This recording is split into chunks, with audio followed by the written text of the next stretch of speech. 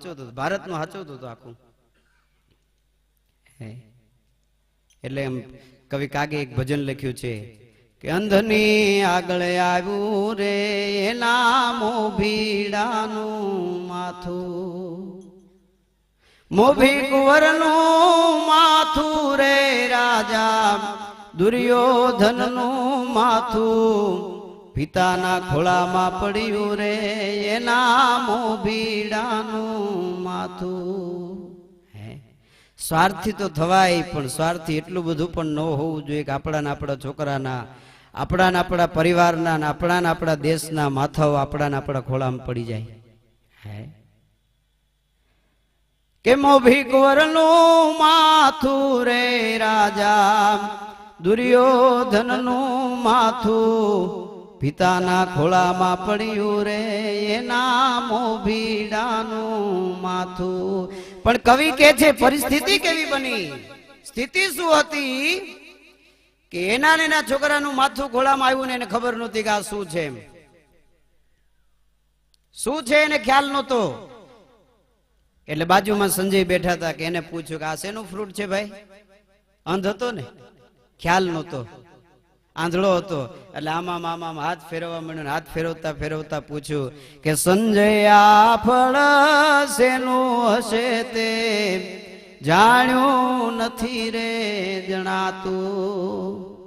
હે સંજય, આ શેનું ફળ છે? કઈ ખ્યાલ નથી આવતો, ખબર નથી પડતી. સંજય કોણ છે ખબર છે? સંત છે. જો ત્યાં એને સંતની જરૂર પડી કે સંજય આ ફળ શેનું હશે તે જાણ્યું નથી રે જણાતું.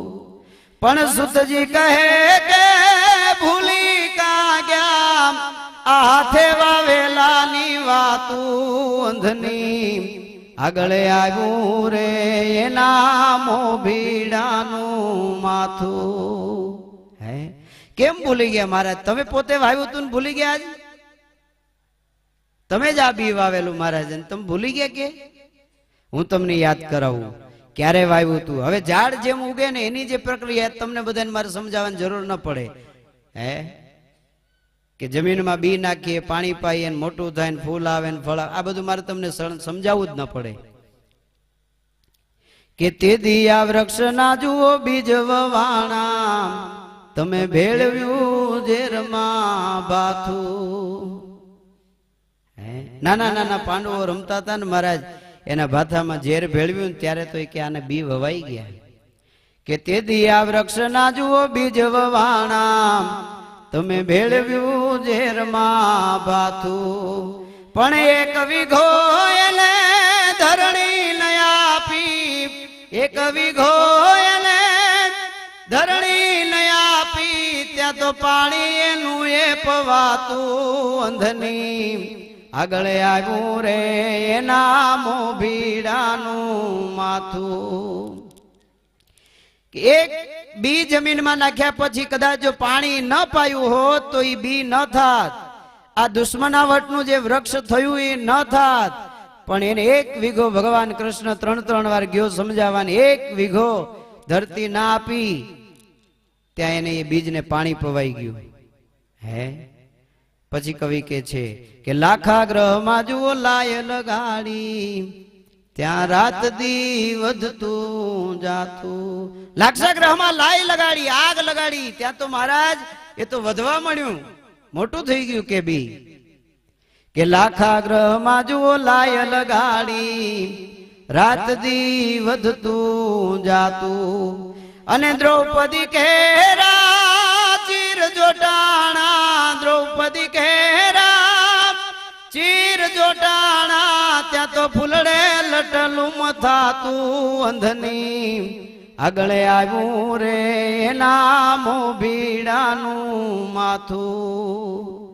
કે જ્યાં દ્રૌપદીના વસ્ત્રહરણ થયા ને ત્યાં તો એક એને ફૂલ આવી ગયા મહારાજ.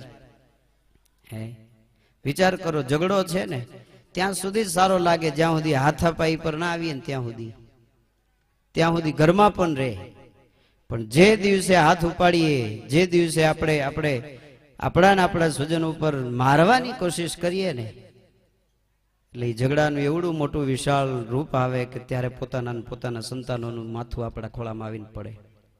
હે દ્રૌપદી, વિચાર કરો, મહાભારતના બે પ્રસંગો, રામાયણના અને મહાભારતમાં ફરક તમે વિચાર કરજો કે મહાભારતની અંદર દ્રૌપદી જ્યાં હાજર હતી ત્યાં બધા પોતાના હતા. દાદા ભીષ્મ પોતાના હતા, 5 પાંડવો પોતાના હતા, કૌરવો પણ સગાવાલા થાય, ધૃતરાષ્ટ્ર બધા પોતાના હતા, છતાં એને એની સાડી ઉપર હાથ પહોંચી શક્યો દુશાસનનો. એકવાર રાધાજી, મેં વાંચેલું છે, રાધાજીએ કૃષ્ણને કીધેલું, ગોકુળ છોડી ભગવાન જતા રહેલા, દ્વારિકામાં હતા, બહુ મોટી ઉંમર થઈ ગયેલી બેયની, ત્યારે મળેલા અને ત્યાં ચાલતા સમુદ્રને કિનારે ચાલતા ચાલતા જતા હતા, અને ત્યારે કૃષ્ણને કીધું રાધાએ કે કૃષ્ણ તું મને એક વાત તો કર. શું કે બોલ રાધા, શું કે કૃષ્ણ દ્રૌપદીએ તને શું ના સમર્પણ કર્યું, શું ના આપ્યું તને? હા રાધા, બધું આપ્યું મને, એ તો સમર્પિત હતી કે હે મિત્રતા હતી. હું મારી વાત કોઈને ન કહી શકું, પણ દ્રૌપદીને જરૂર કહેતો, રાધા બધું આપ્યું એને. તો હે કૃષ્ણ તું મને એક વાત તો કર કે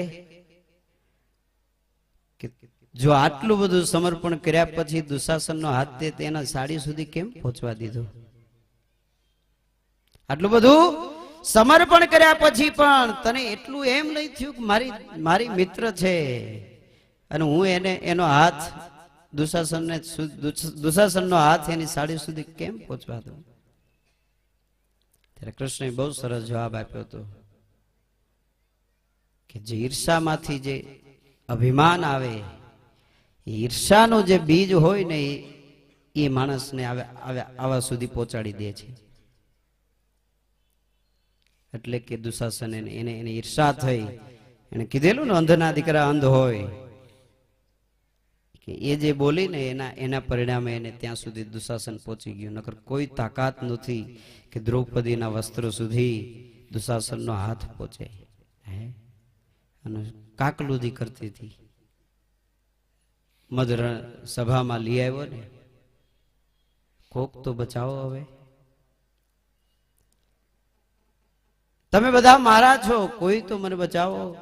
આ દ્રશ્યને અહીંયા રાખો ને આ બાજુ રામાયણ પ્રસંગ આપણે લઈએ કે સીતાજી જ્યાં અશોક વાટિકામાં હતા, કોઈ પોતાનું નહોતું,